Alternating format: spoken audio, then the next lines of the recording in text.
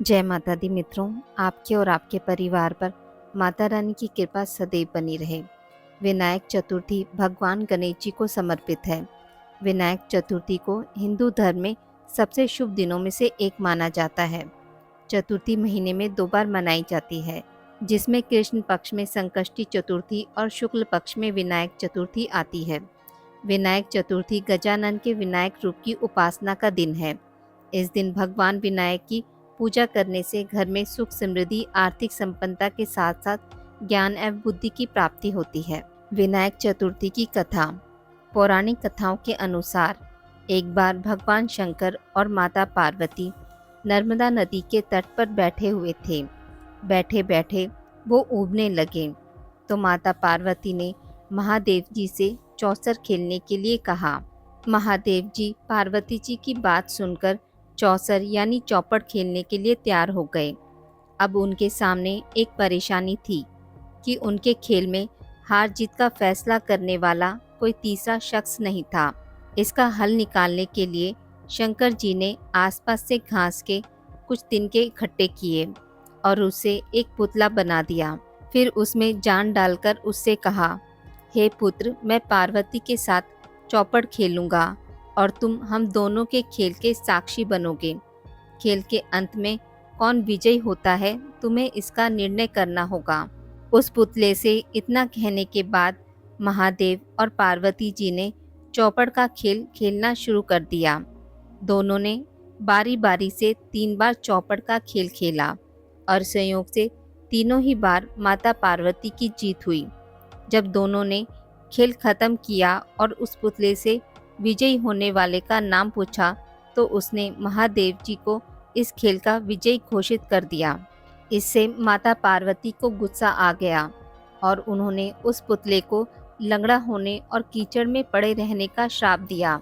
माता से श्राप सुनकर उस पुतले ने कहा, हे माँ, मैंने इस खेल का निर्णय अपने अज्ञान के कारण लिया। मैंने किसी गलत इरादे से यह निर्णय नहीं लिया। कृपया मुझे क्षमा करें।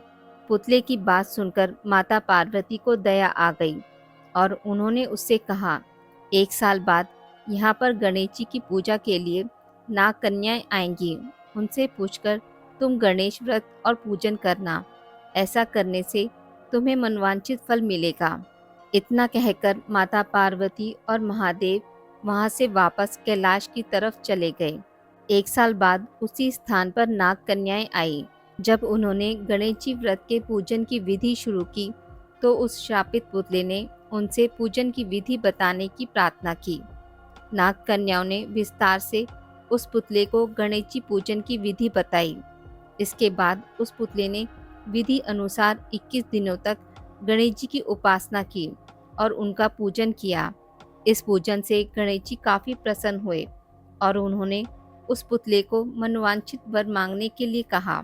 पुतले ने कहा, हे प्रभु, आप मेरे पैरों में इतनी शक्ति दे दें कि मैं कैलाश पर्वत पर जाकर अपने माता पिता से मिल सकूं और उन्हें प्रसन्न कर सकूं। गणेश जी ने तथास्तु बोला और वहां से चले गए। इसके बाद पुतला रूपी वह बालक चलते हुए कैलाश पर्वत तक पहुंचा और वहां पर भगवान शिव से मिला। महादेव से उसने सारी बात बताई। बालक की बात सुनकर महादेव ने भी 21 दिनों तक गणेश व्रत करने की इच्छा जाहिर की। दरअसल चौपड़ के खेल वाले दिन माता पार्वती महादेव से भी नाराज होकर कैलाश छोड़कर वहां से चली गई थी। माता पार्वती को मनाने के लिए महादेव ने भी 21 दिनों तक गणेश व्रत किया।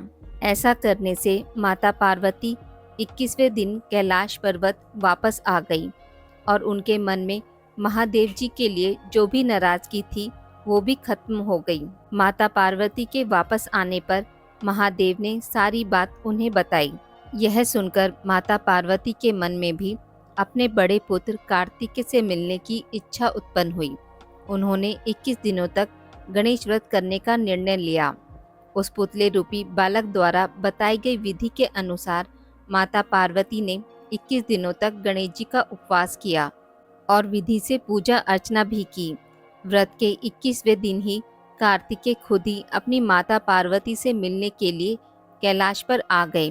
आगे चलकर इस कथा और व्रत के बारे में कार्तिकी ने विश्वामित्र जी को भी बताया।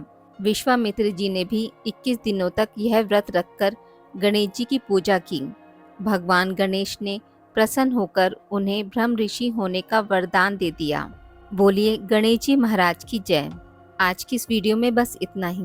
मित्रों, अगर आपको मेरी वीडियोस पसंद आती हैं तो इसे लाइक और शेयर ज़रूर करें और पूजा पाठ से जुड़ी जानकारी के लिए मेरे चैनल को सब्सक्राइब करना ना भूलें। धन्यवाद।